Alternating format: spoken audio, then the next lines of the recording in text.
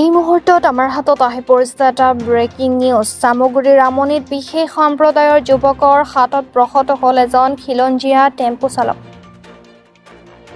খিলঞ্জীয়া টেম্পো চালকজনে জখলাবন্ধাৰ পৰা আমনিলৈকে অহাৰ পথত টেম্পো যাত্ৰী উঠোৱাক কেন্দ্ৰ কৰি টেম্পো ষ্টেণ্ডত মিয়া মুছলমান টেম্পো চালকে খিলঞ্জীয়া যুৱকজনক প্ৰহাৰ কৰাৰ অভিযোগ।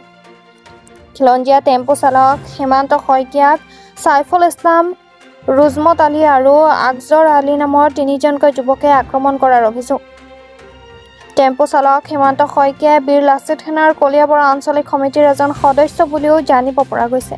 ঘটনাস্থলীত চামগুৰি আৰক্ষী উপস্থিত হৈ সাইফুল ইছলাম আৰু ৰুজমত আলীক আটক কৰাৰ লগতে ঘটনাস্থলীৰ পৰা পলায়ন কৰে আনজন আক্ৰমণকাৰী আকজৰ আলী। ঘটনা সন্দৰ্ভত উক্ত যুৱক কেইজনৰ বিৰুদ্ধে চামগুৰি আৰক্ষী থানাত এজাহাৰ দাখিল ভুক্তভোগী খিলঞ্জীয়া যুৱকজনৰ।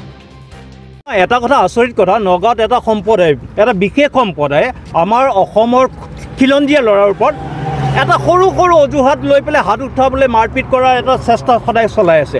আৰু আজিৰ পৰা কিছুদিনৰ আগতে নগাঁৱৰ মাজমজিয়াতো এনেধৰণৰ ঘটনা হৈছিলে আৰু তাৰ বিৰুদ্ধে বীৰ লাচিত সেনাই আপোনালোকে দেখিছে তীব্ৰ প্ৰতিবাদ হৈছিলে।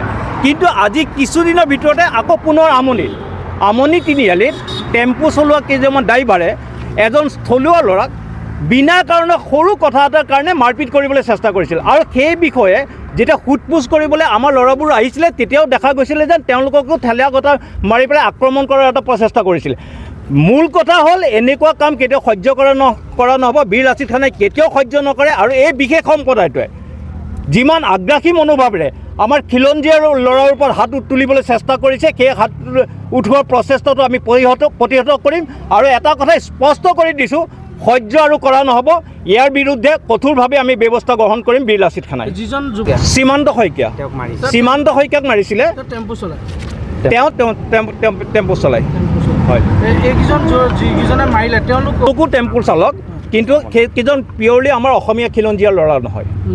মূল কথা হৈছে খিলঞ্জীয়া ল'ৰা নহয়। আৰু খিলঞ্জীয়া ল'ৰা আৰু অধিকাংশ সংখ্যকে টেম্পো চালকেই হ'ল অনা অসমীয়া।